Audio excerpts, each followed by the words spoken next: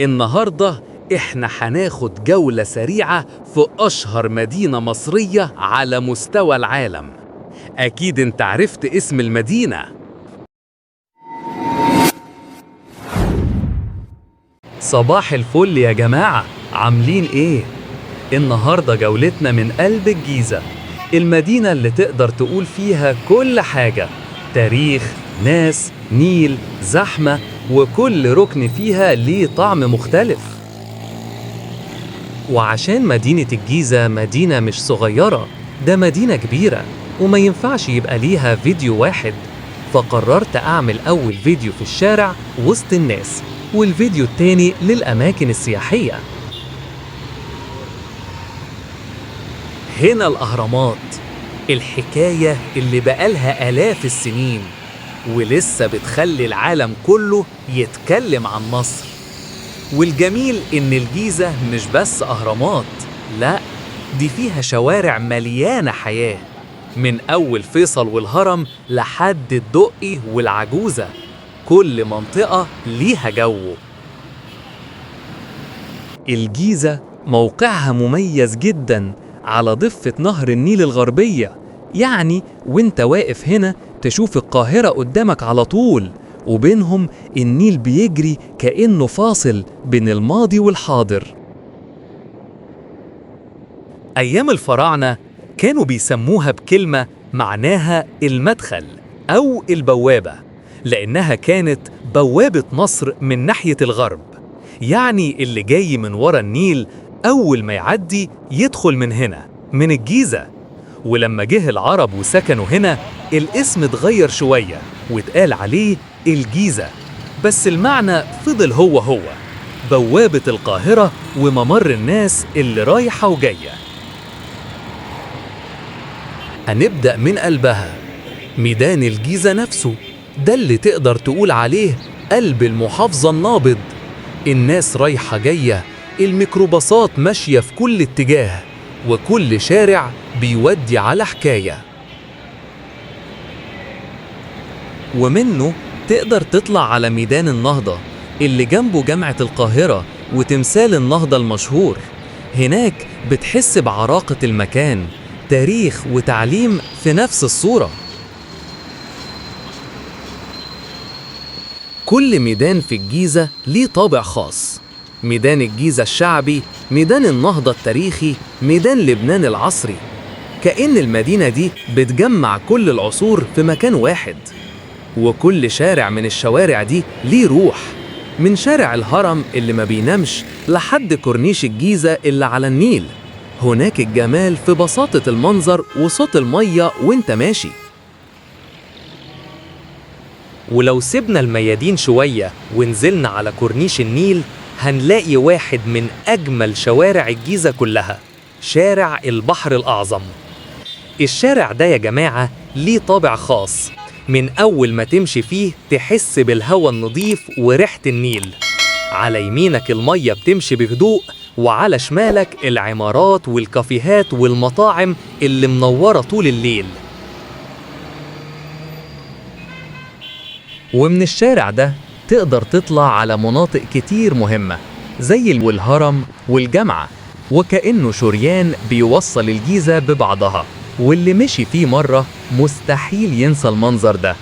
النيل على يمينك والهوا رايق وصوت الموج خفيف، كأنه بيحكي لك قصة الجيزة القديمة.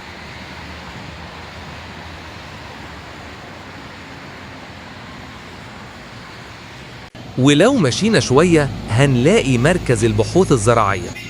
المكان ده يا جماعة من أقدم وأهم المراكز في مصر، مش بس في الجيزة.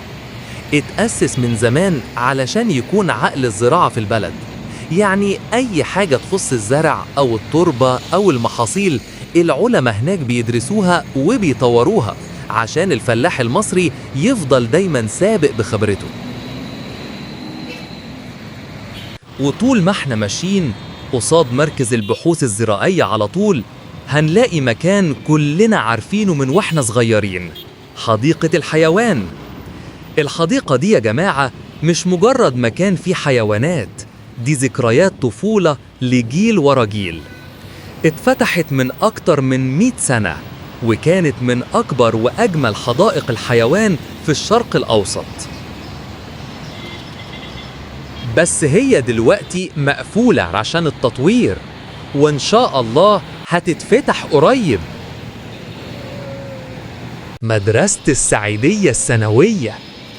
المدرسة دي يا جماعة مش أي مدرسة، دي تاريخ لوحدها. اتبنت سنة 1906، ومن ساعتها خرجت أجيال وأجيال من المشاهير والعلماء والوزراء.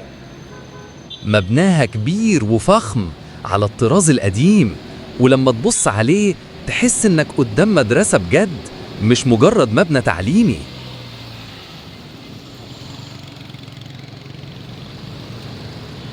وطول ما احنا مكملين في جولتنا هنلاقي قدامنا واحد من أعظم وأعرق الصروح في مصر والعالم العربي، جامعة القاهرة. الجامعة دي يا جماعة مش بس مباني وكليات، دي حكاية وطن كامل. اتأسست سنة 1908 وكانت أول جامعة مدنية في مصر. يعني من هنا خرجت العقول اللي غيرت البلد، علماء، أدباء، رؤساء وفنانين. أول ما تشوف قبة الجامعة تعرف إنك في مكان ليه قيمة، رمز للعلم والثقافة. واللي يدخل من البوابة الرئيسية يحس إن المكان ليه روح خاصة. واضح إنك مكمل معايا للنهاية، وده بيسعدني والله. دوس لايك واشترك كده عشان أعرف إنك لسه معانا. وكده يا جماعة نكون وصلنا لميدان النهضة، الميدان اللي بيعتبر واحد من أشهر ميادين الجيزة، واللي بيجمع بين التاريخ والعراقة. أول ما تبص حواليك تشوف تمثال نهضة مصر الشهير اللي عمله الفنان العظيم محمود مختار. التمثال ده مش مجرد حجر، ده رمز لعزة المصريين، بيجسد فكرة إن مصر قامت من جديد. الميدان واسع ومنه بتتشعب شوارع مهمة جدا، زي شارع الجامعة وشارع النهضة والطريق اللي بيودي على الكورنيش. الجيزة يا جماعة مش مجرد مدينة، دي حكاية مصر كلها في مكان واحد، فيها التاريخ وفيها النيل وفيها الناس الطيبين اللي مهما الدنيا دورت تفضل الجدعنة فيهم هي. الجيزة دي روح، واللي يمشي فيها يحس إنه ماشي جوه قلب مصر.